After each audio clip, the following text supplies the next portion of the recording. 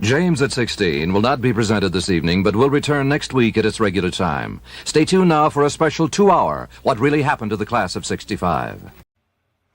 Please support the Word Balloon podcast by going to patreon.com/wordballoon. Become a part of the League of Word Balloon listeners. That's patreon.com/wordballoon.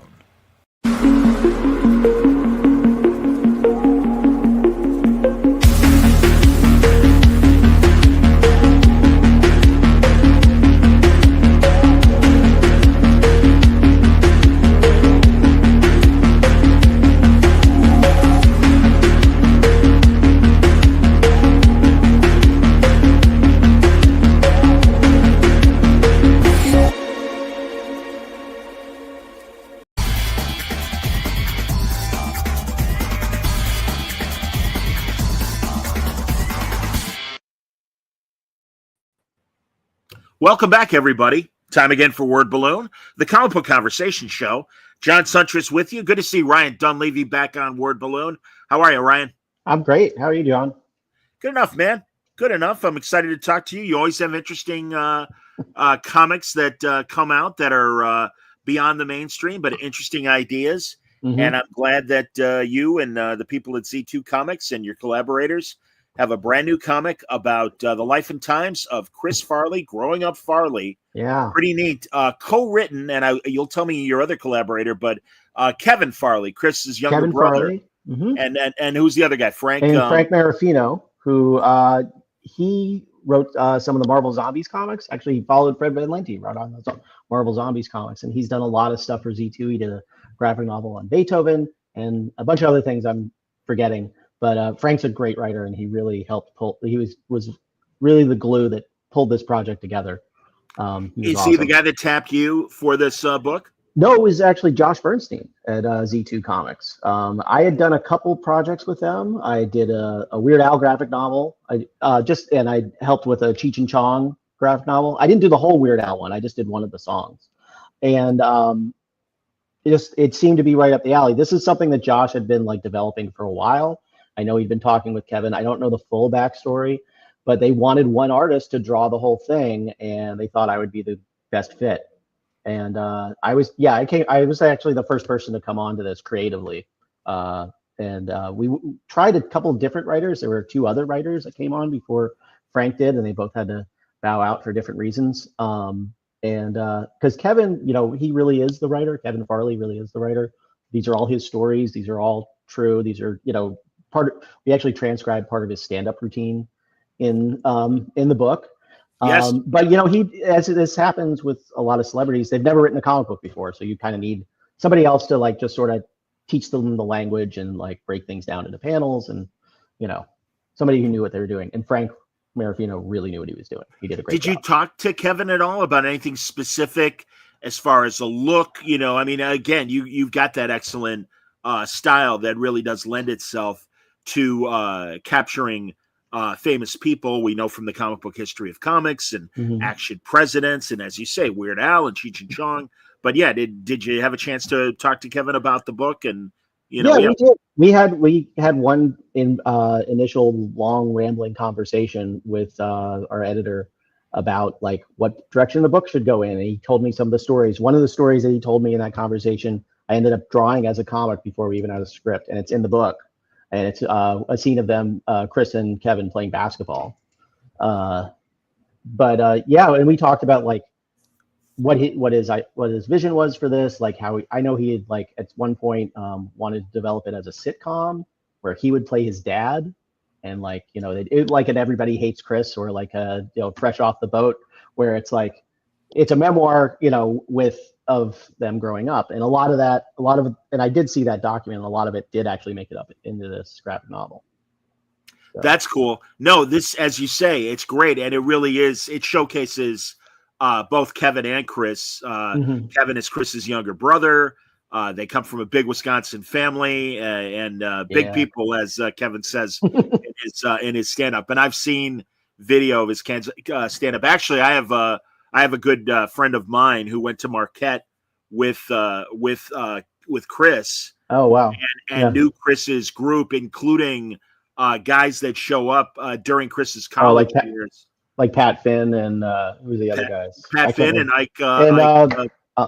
Gosh, Matt Foley. You know, the original. Yes, indeed, the Father namesake. Matt Foley, indeed, absolutely, the priest that got Kevin into rugby and ultimately too got him into doing great charity work. I mean, Chris was a Catholic and a good Catholic. He was, he took everything to heart. Here's a scene of Chris with Matt, and they're discussing Chris's charity work, and I know that he was sincere about his religion, and I'm glad that that's one of the focuses of the book. Yeah, a lot of stories came out with after Chris passed about all the charity work he would do and how much time he would just spend sitting with elderly and feeding poor people and just spending time at church, despite I guess the story was I might be speaking out of turn, was that it was kind of trying to make up for his own bad behavior in a lot of ways. I mean, Irish Catholic guilt. I know that. It's I saw it firsthand. Lots play out in my family a lot. It's still playing out with some people, and it's a very real thing.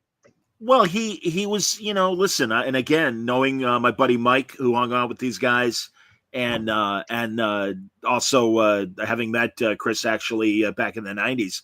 I mean, I knew the stories, and I mean, listen, he was a fun-loving college kid, and even before that, I love some of the stories. Here's where have I got it? This is just Chris's dad. Saying, hey, because Chris loved to be naked a lot. He did love to be naked, and he is naked in this book quite a bit, in multiple scenes, and that was a little tough to draw, to be honest. But I did my best. I still had to keep it PG-13. Sure. Yeah, so no cranks, no Farley cranks in it. Yeah, no full frontal. There were some stories that were even more explicit that I heard that didn't make it into the book. About how he actually, there is a story about Larry getting pulled, that's in the book, about him getting pulled into the principal's office about, pulling a prank. There was one that he did that was even worse.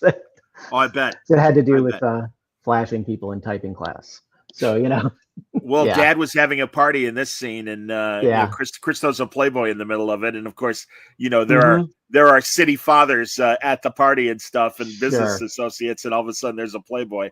But it was great because the book really points out not only the great brotherhood friendship between Chris and Kevin, but also how important their dad was to them, and it really comes through in the anecdotes and in your art. It's really cool. It's a really wonderful relationship. Here, even a shot of them having dinner, and I kind of love that. Apparently, Farley's dad was the guy that maybe gave a lot of Chris's his little slogans like "Lottie Frickin' Da" and "Holy Shnikes." I know is in one point in the book. It's on the back of the book. Right there you go, Holy Shnikes, everybody! That's hilarious. He pulled their dad was a huge influence on both of their comedy, and that's where they got. That's it from. Cool. Which I totally understand, because I grew up in a household, I loved comedy as a kid, and it's because my dad had every George Carlin record, every Richard Pryor record, every Bill Cosby record, and my brother and I would listen to them when they weren't around, and and he was my dad was an avid Saturday Night Live watcher. He introduced me to the Blues Brothers and everything else. Kevin's stories are great. I found a lot. Go ahead. I just found a lot of parallels to their life and their relationship with their dad, to what my brother and I had with my dad. Sure. Hey man, I was a suburban kid growing up in suburban Chicago, and they were suburban Wisconsin kids, growing up and around the same time. And I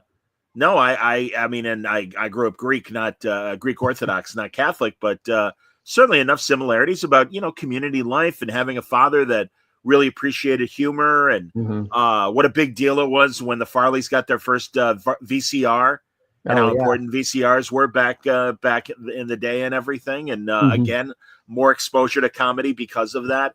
No, it's a great story. I met Farley inadvertently one summer night in the 90s, and among the stages in Chicago, because Chicago is known for improv comedy, another big factor in the book, and I'll show an image in a second. But I was at Improv Olympic, just randomly coming in, and there was no backstage or wings. Everybody would enter from the front where the lobby was, where you would buy your tickets, and where people would just walk in. So the show had already started, and I walk in late, and there in the lobby is Chris Farley in a seersucker suit, sweating his ass off. I mean, my God, you could wring him and get probably a quart of sweat out of that big body and stuff. And how you doing? And I'm like, I'm like, hey, cool, was man. He famous at this point? When you he was. This was definitely within the SNL years, and it was summer, so they were on break, and he was probably hanging out with buddies in Chicago, buddies or whatever, but still had friends at Improv Olympic. So, and a lot of the SNL cast members that were former Second City and Improv Olympic alums. And I think probably the same goes with the LA group, who right now is blanking on the name of the Groundlings. Is that Groundlings? Thank you. Absolutely. Yeah, man. You come back. I follow comedy a lot. I'm not, I don't do it myself, other than on the page. But I'm very proud to say that again, I'm proud of our Chicago heritage of improv. And once I was able to go to Improv Olympic in Second City, even in high school years, I started going. Yeah, and I mean, I saw so many fantastic comedians before they became famous. Actors like Richard Kind and Stephen Carell and Steve Colbert. Bonnie Hunt. A lot of these great people and stuff. So it was always really cool going. And I actually started research on this book 2 years ago. One of the first things I did was, when I was in Chicago, took a pilgrimage to Second City and took a ton of pictures. And I was just shocked at like what you're saying, like how many people came through those doors. And every single picture on the wall, you'd see like a group of people, and then like right in the middle of it, it's like, oh my gosh, all these random people, like, hey, look, there's Steve Carell, or somebody else that you would find. And also, like the ones in this book, they had all these names like Jill Taylor and stuff, and I was like, who is that? And I look it up, it's like, oh my gosh, this is like she's been in everything, and like this was one of Chris's friends and colleagues. Absolutely. No. Here's a great panel that is happening at Second City with the guru, the comedy guru of generations of comedians. The guy in the middle there, everybody, that's the great Del Close, was that supposed to be Joel Murray on the left? No, that's Pat Finn. Oh, that is Pat Finn. And Chris Farley, they took classes with him at the same time, because they were classmates, and they both came to Chicago at the same time. And Pat is an actor. He's a working actor as well. Yeah, he's a character actor. Yes, absolutely. And I get reports. I mean, Mike Brennan still is close to some of these guys. And, so he tells me. In fact, Mike and a bunch of them went to see Saturday Night Live, and Chris got them in, and, they were at the after party as well. And it was great because there was one sketch that was like one of those 12:55 I'm trying to do, the East Coast math. So 12:55 your time, 1:50 or 11:55 my time. Yeah. One of those final sketches, and it was Phil Hartman and Chris. And Phil played this like beat cop on like a New York street, and not only did he protect the neighborhood, but he really just kind of had answers for all the neighborhood questions and stuff. And there's this cute scene of him. I think I remember that. And Farley on a stoop, and he's kind of telling him the facts of life and girls and all this other stuff. Yeah. And after the show, and this is all for my friend Mike, who saw all this happen. Mike's out with Chris and the other guys. They're all hanging out, and all of a sudden Hartman shows up and he goes, "Hey, Chris, can I ask you to come over for a second? I don't mean to take you away from your friends." He says, "Oh yeah, Phil, no problem." So they walk over, and they have what looks like this really intense kind of back and forth. And the guy's like, "Oh shit, is Chris in trouble?" Yeah. And so he came back, and he's like, and they're like, "Is everything cool?" And he goes, "Oh yeah." He goes, "No, Phil just had if we do something like that next time, just some tips." He's like, "No, man, that guy's the glue." And I knew this, that they called Phil Hartman the glue. And it's like, no, he's the glue, man. He goes, "We all look up to Phil. Phil's got he's because he was older and he had kind of all the answers and had been working at the Groundlings for years before SNL." Of course, yeah. I did. I heard all these stories doing the research. I think I did too much research for this book because I took a deep dive and I found out like what all these characters are like. Even somebody like, I mean, Phil Hartman is not in this book, but I know like he was a big part of, because like the book ends right before Chris goes to Saturday Night Live. So a lot of those guys aren't in it. Finding out about it, that Phil was like a guru, not just to him, but all that generation. That was really nice. Is this because you've got a scene, and I guess this is this. Oh yeah, because I could tell from the stage. Bob Odenkirk in Second City. That's that's the stage because I knew what it looked like because I had just gone there. Sure. And that's Bob Odenkirk and Tim Meadows, and rather than Phil Hartman and David Spade like it was on the show. Absolutely, yes. And this is the infamous Matt Foley, named for Chris's priest friend. The motivational speaker who lives in a van down by the river. And it's a classic. Absolutely, and that was him and Bob Odenkirk that wrote that whole thing. And then it took them 3 years before they actually got it on Saturday Night Live. He'd done it on stage and it killed. They're like, no, maybe not, maybe later. And then it's like one of the greatest skits they've ever did, if not the greatest skit they ever did. It's certainly one of Farley's great sketch. That and the Chippendale dance that he does with Patrick Swayze. And it's cool because he in the Matt Foley sketch, certainly his weight is a factor in the sketch. Sure. But it really is more character based than, Chris being a fat guy dancing around and shit, which he had no problem doing, which is fantastic. He was an athlete. Yeah. Like his whole life. No, like, yes. I mean, starting in football and then going to rugby. And he absolutely was. Like you said, too, that early scene of him and Kevin playing basketball and stuff as brothers and everything. Oh, yeah. But that was the funniest story. Kevin told me that story. I'm just like, this has got to be like in the book. You absolutely have to do this. Because he's like, I shot the basketball and I knew we were going to win. And I just started running. And he's like, before it even went in through the hoop, he's like, I just took off down the street. I was like, oh, my God. Because he's like, I knew he was going to kill me. Yeah. I had the same reaction. I was like, oh, my God.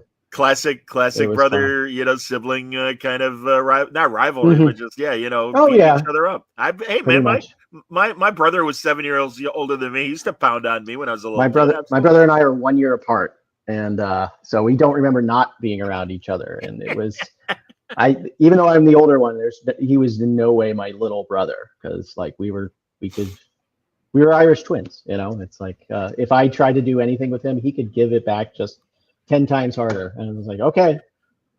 It reminds me of two high school kids that they went to the Catholic school that was down the street from our non-religious school. And we'd play softball together or football or whatever. And invariably, these were twins and they were Irish brothers and stuff. And they beat the shit out of each other. It was just ridiculous. I mean, literally, we'd be in the middle of a game and something would happen and they'd start fist fighting. We'd all be like, yeah. All right. When are you guys going to be done? We'd like to get back to the game, please. The few scraps Eric and I got into, I knew like I was not a fighter. I should not be doing this. So thanks to him, I avoided violence through my childhood. Where did the love for art come from for you? Gosh, I don't know. I never stopped drawing. It just, a lot of people do. I remember when I was 7 years old, we had moved to a new house and my parents wanted to wallpaper the hallway. They tore down the old one and they said, oh, wouldn't it be fun before we, wallpaper. That was like a big thing in the 70s. Oh, yeah. Would it be fun if we like all signed our names and like the next people that move here will find it. And so they all wrote their names and I started drawing a picture and I just didn't stop. And I filled up the entire hallway with like Star Wars ships and Spider-Man and, whatever.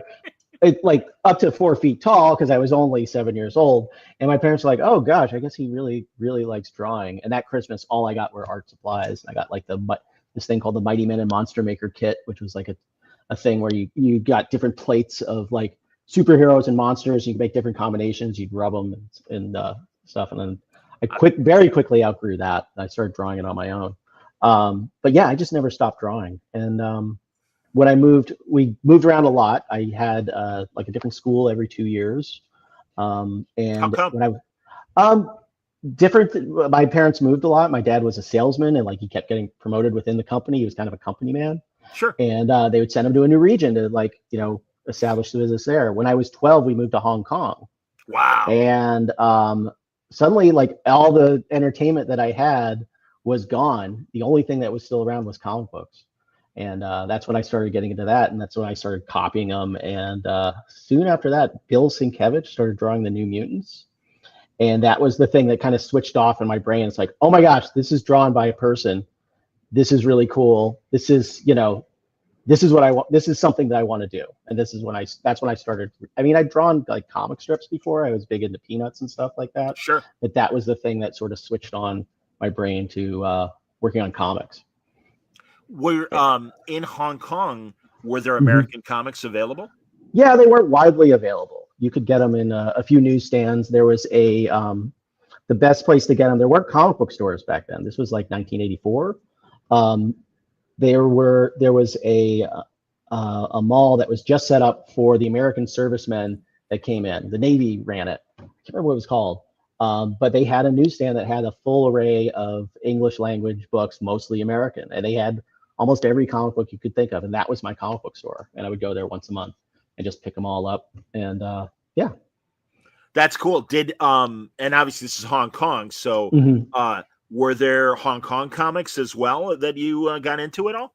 Not really. I mean, they were around. It wasn't as ubiquitous as it is in Japan with manga and stuff. Right. But you'd see them once in a while.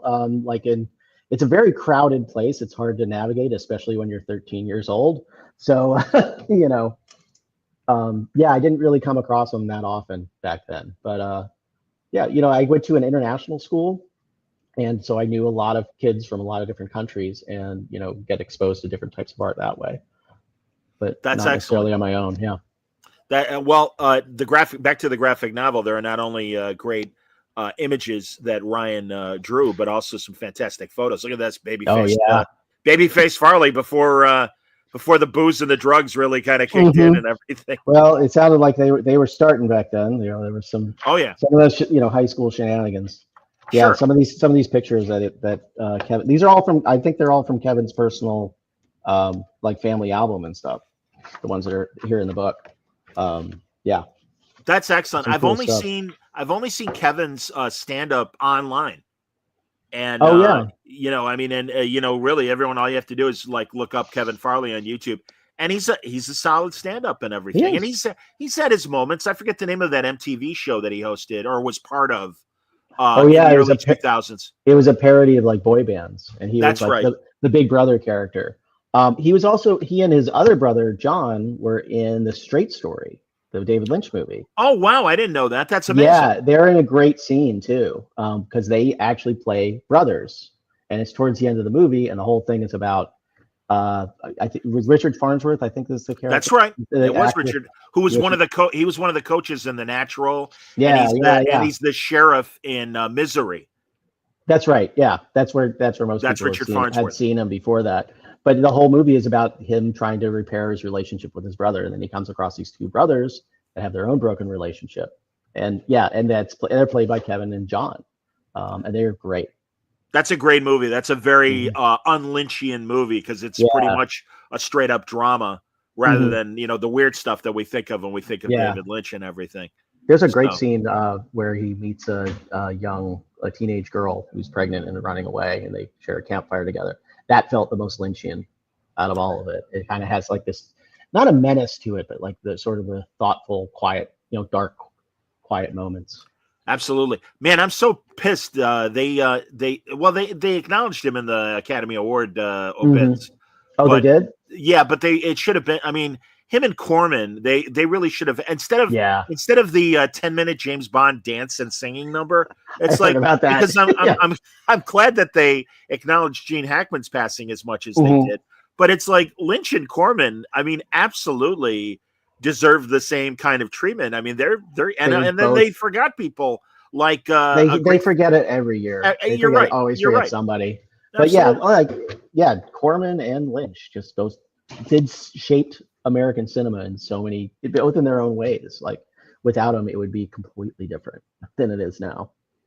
Well, again, as I'm showing people your wonderful art style, I'm going to ask you, did you and a great cartoony style? Who were your guys? Who were your influences? Oh gosh, I've only realized until recently who it was that influenced me so much. I mean, like I mentioned earlier, Bill Sienkiewicz was an inspiration. He wasn't necessarily an influence. I don't think I could draw like him, and I don't think I ever will. But looking back, it's definitely Mad Magazine and Looney Tunes, and that is just sort of, because those were things that I was reading more before I was reading comic books. And there's a artist that I discovered in like 20s, a punk artist who's very much named Sean Carey, who was a huge influence on me. As soon as I discovered her work, I'm like, oh my God, this is some of the greatest stuff I've ever seen. A very Jack Davis kind of look to her work, but she did a lot of work for like the Circle Jerks. And if I showed you her work, you'd understand. She worked for Cracked. If I showed it to you, you'd know, like, oh, I've seen that before. But yeah. I was a Mad Magazine Cracked and Crazy reader back in the 70s, absolutely. Yeah. And also Farley was influenced by Mad Magazine, which is really great to learn, as we learned in the graphic novel as well. Mad Magazine is in so much comedians' DNA, or like since it started, since the 50s. I mean, just the I forget Monty Python. It influenced everything. It's, I was talking to Kevin Shinnick, who was one of the writers and showrunner on the Mad TV, not the sketch show from Fox, but the one that was on Cartoon Network and now is on Max. Or is it on Max? If it's not on Max, I know it's on Amazon. I think it's on Amazon. But it's a great show. And no, and I said, hey man, during the 50s, Mad Magazine was like the Daily Show in magazine form of its day, because it really, I mean, as you know, they were hitting cigarette companies and pop culture hard. They were literally they're making fun of everything, everybody, all the time. And all the great comedians would like do an article or do a features, like Ernie Kovacs and Mel Brooks and people like that would write these like features and stuff, because that was like the hip. I mean, it became more of a juvenile magazine into the 60s and 70s. Yeah. But especially in that first decade, I mean, that was just a smart, funny, irreverent comedy magazine. Yeah. Well, I mean, and then, I started reading it in the late 70s and the 80s, because that's when I was 10 years old. And, just seeing something like, oh my God, they're making fun of Star Wars. That just like, when you're 10 years old, like, this is the greatest thing I've ever seen. And that just doesn't go away. No, 100%, man. No, and all those movie and TV parodies that they did over the years, and Cracked and Crazy did them too. No, these are great artists. Now it's interesting. You mentioned Jack Davis, who of course genius, and so many great art things. I'm really glad that Tony and Rick Remender were able to get him to do an alternate cover for Fear Agent, like 20 really? years Oh, that's ago. right, they did. Yeah, pretty cool. That's cool. Pretty cool. But I also see a little I see a little Don Martin in your art mentioning. Oh, sure, that magazine guys. Captain Klutz and yes.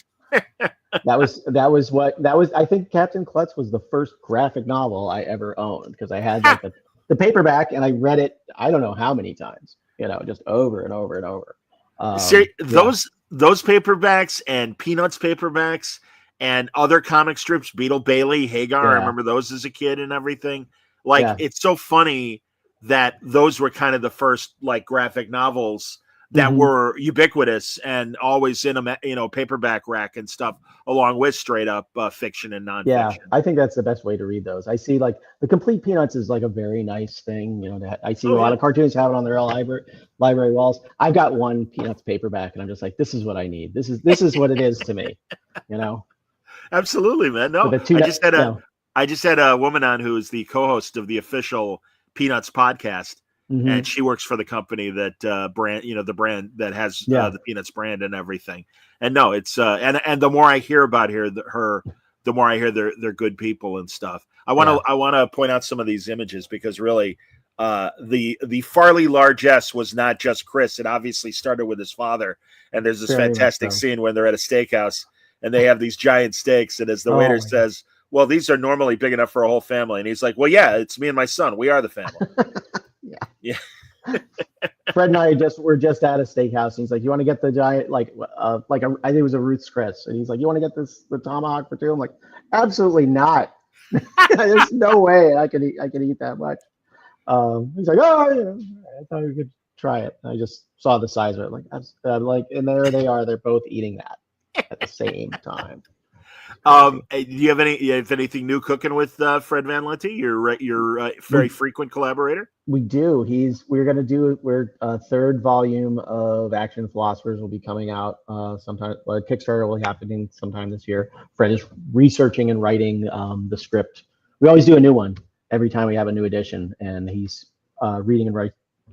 researching and writing the script right now. And I am behind on drawing the cover. So that's what's going on. Who's left to? I mean, I never took philosophy, so maybe there are dozens that I'm not even thinking of. You know what? My brain is fried today. I cannot even remember who it is that he's. It's the philosopher. I can't remember her name, who coined the term "the banality of evil." I'm blanking on her name. Is it Ayn Rand or no? No. We did Ayn Rand already. I figured you probably had already hit Ayn Rand and everything. Yeah, I don't know. Yeah, gosh.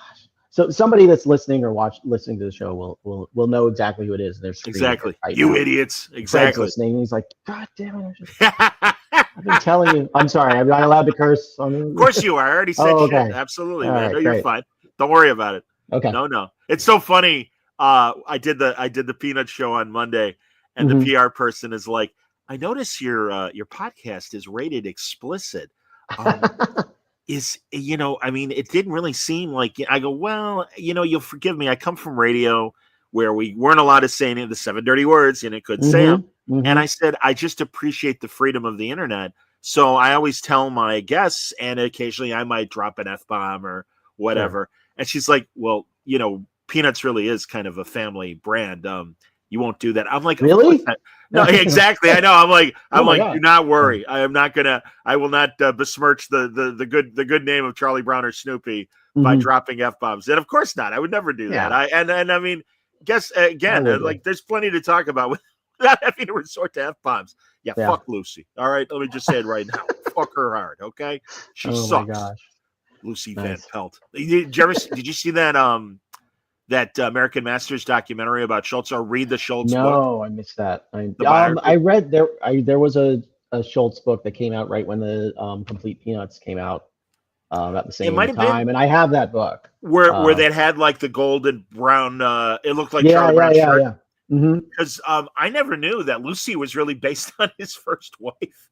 Oh, really? I missed that. To him. Yeah. Oh, man. And it's like, all right, man, good for you. You kind of cathartically got out in the comics. It happens. It's like unavoidable. People Absolutely. That's art is a type of therapy, and people, they just got to get it out one way or another. I just visited the Schultz Museum last summer. It's really a great little place in the middle of nowhere in California, and then that's what I'm hearing. Way up north of San Francisco. Even I didn't realize where Santa Rosa was, and the guest was really explaining to me all the details about it. No, it sounds amazing, and also I just thank God. I mean, the guy goes, lives up there, builds the hockey rink, ends up meeting his second wife, who is the complete opposite of his first wife, and is still carrying the flame and still very much involved in everything that they do for the brand and everything. Jeannie Schultz. Jeannie Schultz, and the son Craig. Would you ever want, Ryan? Because again, you've got a wonderful, unique cartoony style. Have you ever been approached to do any humor books on model? Like, if you were to get the chance to do a Hanna-Barbera Flintstones book, you'd have to do it in that Hanna-Barbera style. I did that a long time ago, at the very beginning of my professional career. Not comics. I was doing T-shirts, and for the place I worked for had the Looney Tunes license, had Ren and Stimpy and things like that. And it's a challenge to keep things on model, especially when it's something like that, a licensor that has to get everything has to be right and exacting. I'd certainly do it. I like a lot of the modern interpretations of some of those old licenses that are coming out recently, like the Herculoids comic that Craig Russo is drawing. That's one thing that happened. I was like, wow, suddenly I never get envious or jealous of other people's success, but that one I was like, oh man, I would have killed somebody to draw the Herculoids. That's cool as hell. Is that Dynamite currently? I think it's Dynamite. Yeah. Yeah, I love the concept of the Herculoids. They're just like space hippies who have like all these monster friends, and they beat the crap out of colonizers and tech bros from outer space. That's the plot of every single episode of the Herculoids. It's just like, I'm enjoying that, and Also, David Peppo's writing Space Ghost lately. Space Ghost, Johnny And Quest. Johnny That Quest, was absolutely. Yeah, that was like 5-year-old me. It's like inject that into my veins like as on Saturday mornings. It was good yeah. stuff. I think Joe Casey, unless it was only one arc, I think Joe Casey's writing Johnny Quest. Yeah, it was. And then even before that, Jeff Parker, Mark Russell, oh God, yes, Doc Shaner were doing those amazing books with those same characters. Yeah, something Quest. I forget what it was Future called. Quest. Future Quest. Future Quest. Yeah, okay, that's Future, with all the Hanna-Barbera heroes. And it was like a mishmash. They even had the imposters in there. Oh, everybody. No, everybody was in there. No, it was great. I know. I'm a big Galaxy Trio fan. Oh yeah, from those that was one 60s. that I missed. I never saw that until like much later when it showed up on like Boomerang and stuff. I never even heard of it. Yeah, but Johnny Quest was my jam when I was a kid. They were in reruns when I was little, and my God, those despite all the racism, it's still it's still a great adventure cartoon. Yeah, Doug Wadley and Alex Toth, man, those designs are ridiculously amazing. I mean, it's funny. I saw the new Friendly Neighborhood Spider-Man cartoon on Disney, and I really like it. And I would say that has a great comic book aesthetic to it as well. Yeah. But really, Johnny Quest, especially being 1965 or 6, whenever they made it, is such a great kind of comic book adaptation come to life. And one of the reasons why, like that was done and never done again because it really took a long time and was expensive to make. Yeah, but they learned so many tricks in that they then applied to like the Flintstones and the Jetsons and Huckleberry Hound and everything that came off after that. By the way, John, did you know that I did a book about the history of animation? Please, yes. Talk about this stuff all the time. Yes, yeah, indeed. You and Fred did. Yes, the comic book history of what was the title? I don't want to get the comic book history of animation. There you go. Yeah, absolutely, man. Of course. That was 4 years ago. Oh my God. Yeah, we talked about that back in the day. We did. Yeah, man. We've covered it all. We covered action, not at all, but we've covered action presidents. Oh, I knew you knew, but I was like, I'm glad you brought it up. Though. You have an audience. It's like, hey, no, and you're right. As we're dancing around, you're absolutely right. Are there still is that still in print, or do you have it at your table when you're at conventions? I do have it at my table when we're in conventions. We are probably we're looking about getting it back in print. The animation book is still available. You can probably still get it, but the one we did before that, the Comic Book History of Comics, has been hard to get a hold of, and we're looking to get it back into print soon. So maybe we'll have an announcement for that soon. I don't know. Well, wheels are in motion. Put it that way. Tremendous. I feel suddenly I'm saying tremendous like Trump. Tremendous anecdotes about the history of both in both volumes. I highly recommend them. You don't need that endorsement. You got mine. Yeah, it's fine. Yeah. So, but yours has a lot more weight, John. No, I appreciate it. Thank you. Well, I'm a heavier guy. That's why. Yeah. Although I don't know, maybe. No, I don't think you are. I was going to say, I think kind of Trump and I might be in the same weight class. I'm not really sure, man. I've lost some weight, but yeah. So we were talking. You're going to be at C2E2 next month. I am going to be at C2E2 next month, and I'll have this book. I'll have Growing Up Farley with me. It's the first time I'm really showing it. I had a couple copies here and then, but this will be the first time when I have a lot of them. And I'll be at, appropriately enough, at C2E2. But it's in stores right now too. I think you can get it everywhere. One of my favorite comic stores, Escape Pod Comics, just out in Long Island, said they had gotten copies. So it's out there. It's getting there. It's been a while. Excellent. I actually finished it a year ago. So that's how it is with book publishing sometimes. I understand. It's Z2 Comics, everybody, who also did, as we mentioned earlier, they also did a Big Al book, Weird Al, rather. Weird Al book, yeah. Yeah, Big Al, literally Big Al strip joint in Peoria, Illinois. I kid you not. I believe it. I did stand up there one night. They wanted me off the stage as quickly as possible to get back to the strippers. I would imagine, yeah. Even though there were other comedians as well. It's like, hey, shut up. We want the girl in the pasties. So I'm like, I don't blame you. That's all right. So do I. But so no, that's the Weird Al book and the Cheech and Chong book also came from C2. Yeah, and Motorhead, that was another one I did. Right. Lemmy Climster. It was all stories about him, told by other rock and roll people. All true. That was really fun to do.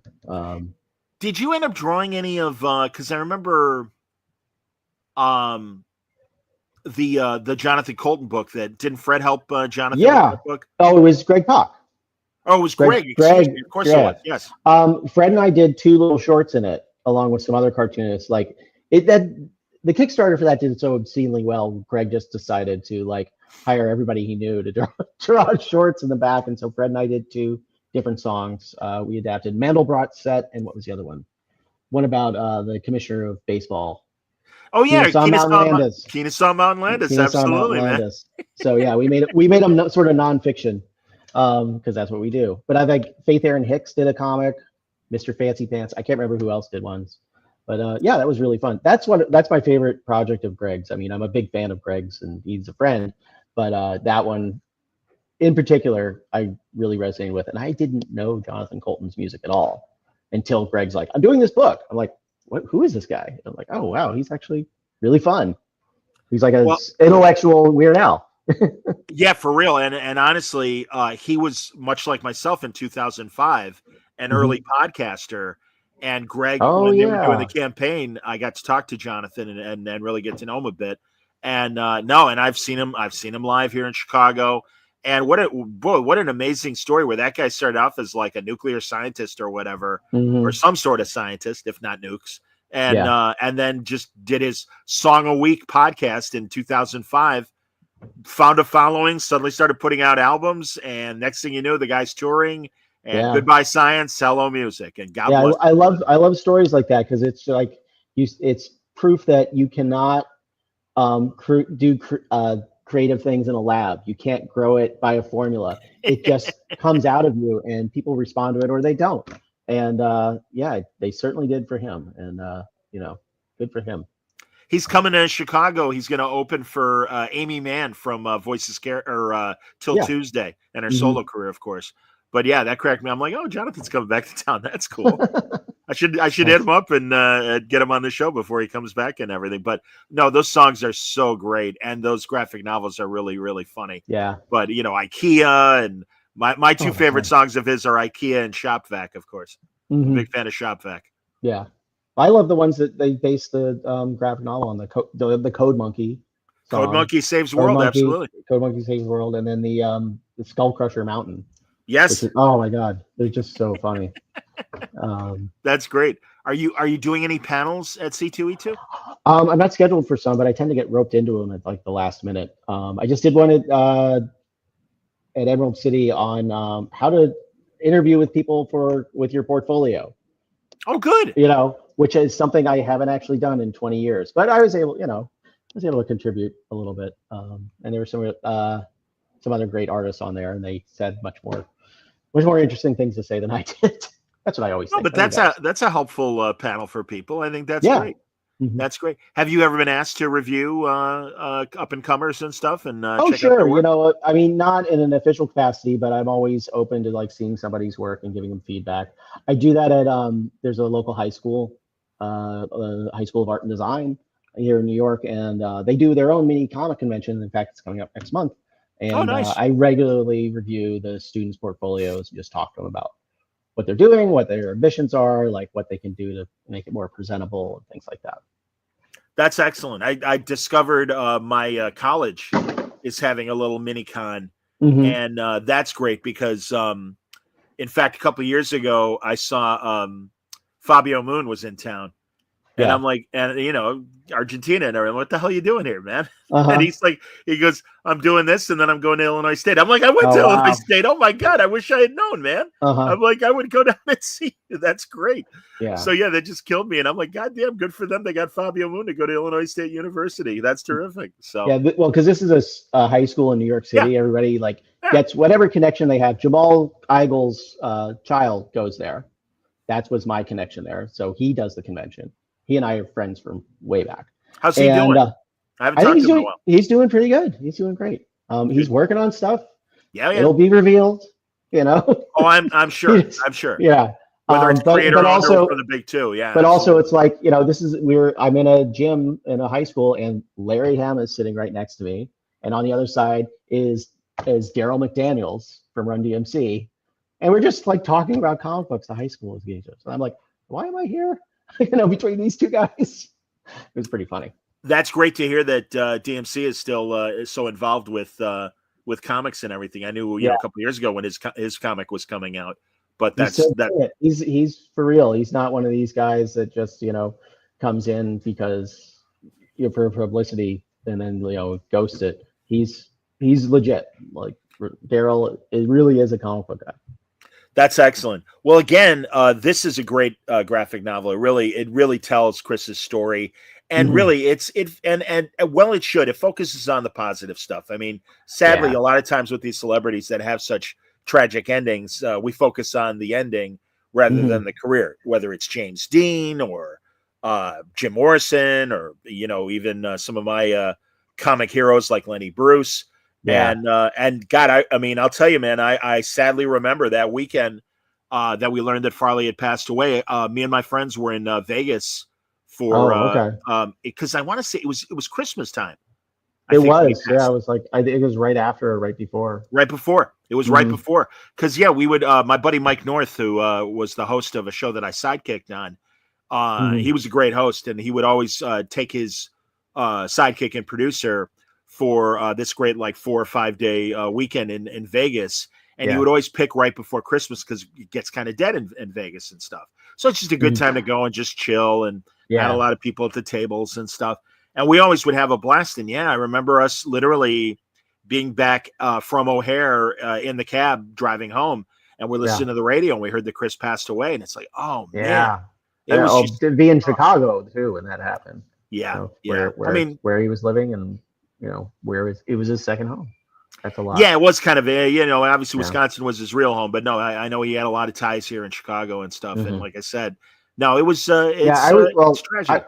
I was really happy that the book just focused on the good stuff, because it's been done several times, most effectively by his other brother Tom, who wrote a biography about Chris, which I read, and there's been a couple documentaries about it. But I like that our book, it was focused on the good stuff and also focused on stuff that most people haven't heard before. And I don't know. It was a joy to work on. It really was. I understand, man. No, it's a great family story. And if you're a Chris Farley fan, you're really going to learn a lot about him. Yeah. And again, right from Kevin's mouth, man, the guy that was there watching it all happen, watching his older brother and everything. No, it's and it's not just about Chris either. It's about their dad. It's about Kevin himself. He didn't really have anybody. I think the rest of the family, there was too much story to tell to have anybody else involved, and they also were a little gun shy about being in the book, from what I understand. I don't know the full story, but I think we did just the right amount of stuff in this book. I agree with you, man. No, these are great stories about Chris's dad and his and Kevin's relationship with their father and the family in general, and really, it's funny to see, Kevin really be like the straight man that he really was. Like, it's weird how similar he was to David Spade's character in Tommy Boy. That was basically what Kevin's role was, and he just sort of looked up to Chris as a comedy hero. Absolutely. Did you see the SNL, any of the 50th stuff they're doing this year? I missed it. I think I saw a few clips or a few skits, but I didn't. It wasn't something I tuned into live. I don't have time for TV anymore. I just really don't. I understand. It's nuts. I spent the last year, most of what I've been concentrating on the last year, other than work, has been getting my son into college. So, which is a full-time job. Yeah, sure. He's gotten into several. We haven't decided where he hasn't decided which one he's going to go at first. What's his major going to be? Well, that's another thing he doesn't know. He applied as a film major, he applied as environmental science, and as history. Those are his three big loves and interests. So that's great. I hope. In fact, I posted some of his. You can dig it. You can find his films online. They're actually pretty funny. Oh wow! Yeah. What? Give us a URL or whatever. Luke Dunlavey Films. Just look it up on YouTube and they'll pop up. Luke, Luke, Luke Dunlavey Films. Oh, okay. Luke Dunlavey. Okay, I'm with you. Luke Dunlavey Films. Very cool. That's great, man. That's excellent. No, the SNL stuff I thought was really interesting. I think it's really interesting because, as you said about not having time to watch TV, it's so funny because people are like, oh, Saturday Night Live's ratings aren't what they used to be, and the show isn't what it used to be. And it's like, hey, go on Instagram, Facebook video, and YouTube, and watch all the clips and tell me that people are not seeing what is currently being played. I mean, God, that Monday morning, it's like half of the stuff that comes up is that the Bill Burr sketch of him, like, looking at the Rorschach tests is, oh my God, it almost killed me.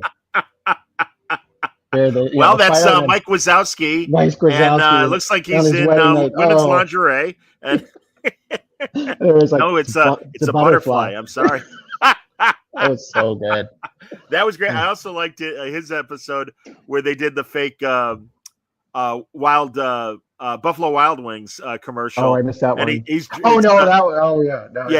watching a football game and he's drunk off his ass and he's being abusive to his son who has his granddaughter with him and Dad, come on. Very fun. That and Casey Affleck did a Dunkin' Donuts one that was similar with him and coffee and stuff and just completely like drunk. Was that the one that they tried to rob the place? No, that's something else. I don't know. He was just like a loiterer and just ridiculously like just a drunk and like bugging other people that just want their coffee and get the hell out of there and stuff. It was very funny. Very funny. Too real. So I haven't seen that one. Great stuff, Rye. Honestly, I love this book. Again, everybody, it's from Z2. Z2 Comics. You can get it on their website. You can get it anywhere you get books. You can get it in comic stores. Get your comic store to order it. They get Z2 ships directly to comics or bookstores, thanks to all the woes of distribution at the moment. But they put out some great products too. I mean, every book they do is a deluxe package. They're really nice. Yeah, this is a hardcover. Is it available in softcover yet or no? Nope, no softcover, just a hardcover. This one they just did the one hardcover. A lot of their projects they do big, oversized deluxe ones in addition to the regular one. This one is just the regular one. I think we wanted to make it a little accessible to people. So z2comics.com? z2comics.com, yeah. There you go, everybody. Absolutely. No, fantastic book. Growing Up Farley, the story of Chris and Kevin Farley and their father. And really, you really get the development of the great comic genius that we enjoyed for so many years on SNL and great movies like Tommy Boy and even Beverly Hills Ninja. Maybe. I skipped that one in my research. He's in pretty sure. Well, he's in the Coneheads movie, and he's in Wayne's World 2. Yeah, I know that. Yep, he pops up, and he pops up in a few Adam Sandler movies too. He was in Dirty Work, the Norm Macdonald movie. Right? Yeah, he was in a bunch of stuff. Yeah, absolutely, man. Very cool. Well, and looking forward to seeing you, man, in a couple weeks. Yeah, I can't wait. At C2E2. No, I love Chicago. It'll be my third C2E2 in a row. I'm really looking forward to it. How did we not have dinner last year? Shame on us. It's busy, and also I'm always I fly in Friday morning. I'm out Sunday night. Well, you're gonna have to. The flights to New York are just that easy. That's why. Do you know your table number already or no? No, I don't think they have assigned a table number. Okay, because you'll let me know. Look for the big pink banner with like a Looney Tunes fight on it in my name. And that'll be me. My one critique about some of the Reed shows, I don't know if this was the case in Emerald City, but they used to have the great giant easels on the Artist Alley section. So that's right. Yeah. You can okay, fine. Ryan is at R5. Okay, great. And they stopped doing. They're like, well, it's on the app. And it's like, you mean the app that kind of doesn't work when you're inside of the convention center? Yeah, it did. Not helpful. Yeah, it did work pretty well at Emerald City. I did have the app and I tried it out. Well, that's the Seattle Seattle Convention Center. I don't know if it's the same developer, maybe it'll work. I was able to find it. I don't honestly think it has anything to do with the app. I think it has to do with connectivity when you're in the convention center. Mm-hmm. That can be a problem. And so, believe me, I tell them every year, I'm like, please bring back the easels. Well, we want people to use the app. I'm like, I get that, but the app's not working and people want to see different, creators. It's kind of hard. Do they still have programs? I know New York has print programs. They didn't. They did not have print programs. I think last year, as I remember, because that'd be fine too. But that's the thing. Like, no, we really want people to use the app, and I'm like, yeah, okay, but there's a problem with that. All right. So, but I mean, how else are they going to track everybody, John? Exactly. I know they need my email to send business emails that I have no desire to have and stuff. I mean, come on. So there you go. Maybe that's why I don't do as many panels as I used to at C2E2. Maybe that's why I don't get invited to so many Comic Cons anymore. Who knows? Oh, these guys are troublemakers. Are there any other cons you're doing this year? I am doing a very strange one up in Alaska. At Cool. Juneau. Yeah, it's just a one-day thing, but then it's like followed by a professional conference with just other cartoonists. It's called the Alaska Robotics Comics Camp, May 16th. And then I'm also doing there's two local ones. I'm doing one, the one that I mentioned, the Art and Design, High School of Art and Design, which is April 5th and 6th, the first weekend in April, and then the last weekend in April, we're doing the Brooklyn Independence Comics Show, which is a brand new show. It's a third year actually, but it's the first time I've gone, and it's gotten rave reviews from all the local comic book creators. So I'm looking forward to that. It'll be in a place called Industry City, which is a really hip area of Brooklyn. But it's free. It's like 400 cartoonists, and it's totally free. Purely a comic book show.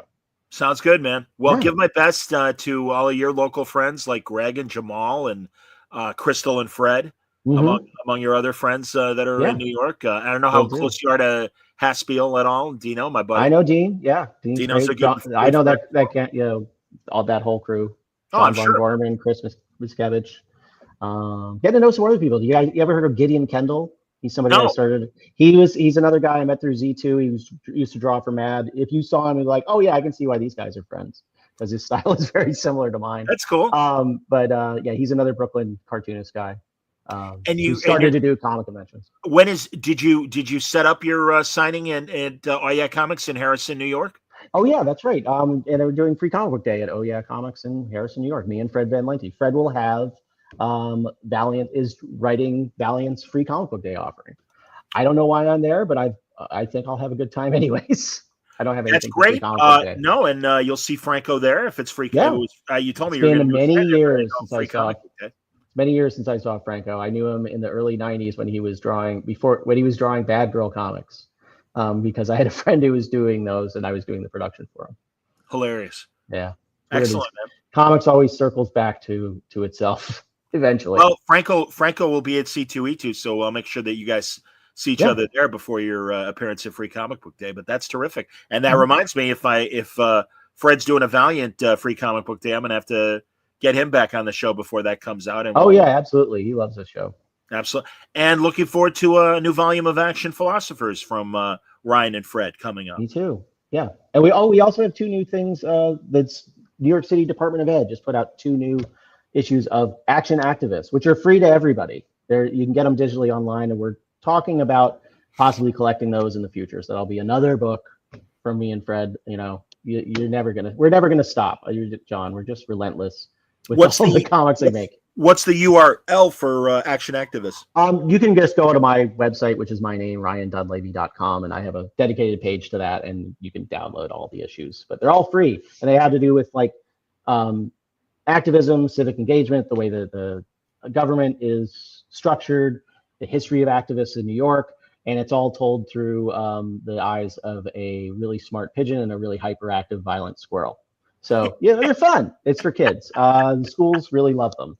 And we've done 6 issues so far. Hey, I know Amy Chu has done her share of work for stuff like that as well. And that's great that Andrew Iden and Greg Pock and Nate Powell, a lot of those people, a couple other people are blanking on, but a lot of great people. Kelly Sudaconic. Oh, great. We've all worked for this publisher. They're called the Civics for All Comics Group, and they do great work. We're also doing a Jack Kirby biography. Hey, great. Yeah. I know that's only a 24-page one, but it's brand new material, partially based on the play that Fred and Crystal wrote, but mostly new. And you did the poster for that, right? Yeah, well, they just used some artwork that I had done for the comic book history of comics for the poster. I see. But yeah. Well, two of my favorite little 3x5 sketch cards that you did for me are of Jack Kirby and your depiction of Walt Disney from the comic book animation book of Walt with the Mickey Mouse ears, which I love. Yes, which I make and he's smoking. It's really terrifying, which was really the point. Yes, all the Disney people with as Mickey Mouse characters with human faces. Yes, and Walt kind of a Doctor Doom figure, the way you guys wrote the story, and that's rightfully so. Listen, hey, yeah. Uncle Walt made a lot of great stuff, but also But also he was like, yeah, hey, cutthroat. Iwerks can do the sketch for you, but then I'll sign it. Or True story. my artists all want fairer wages. Well, they're all communists. Yeah. Okay, hey, thanks, Walt. That's fantastic. That's why he that's why he fled to South America, trying to find new artists. But then he just, said, "Oh, it's a cultural exchange," and did all those Saludos Amigos films as a result. Hilarious. But hey, that gave us that introduced the world to Barry Blair. So good on him. Very true. Absolutely, man. All right, Fred. All right, Ryan. Fred, yeah. Yeah, Fred. Whatever. I know where my bread is buttered. No, it's fine. No. You're interchangeable. Absolutely. No, great seeing you, man. Great And seeing you, man, John. a couple weeks, so we'll hang out. We'll break bread and have a blast at C2E2. It'll be great. I'm looking forward to it. Thank you, man. Thanks, Monday, I'm going to record a great conversation with Brian Hitch, who not only has his excellent series through Ghost Machine, Jeff Johns' imprint that he writes or he draws with Jeff Johns, Red Coat, but we're also going to talk about Superman, The Last Days of Lex Luthor, Volume 2, finally hitting stands next week. So that's going to be a lot of fun talking to Hitchy about that. And lots more coming up next week on Word Balloon Live. I hope everyone will join us. Until next time, everybody stay safe, stay happy, stay healthy.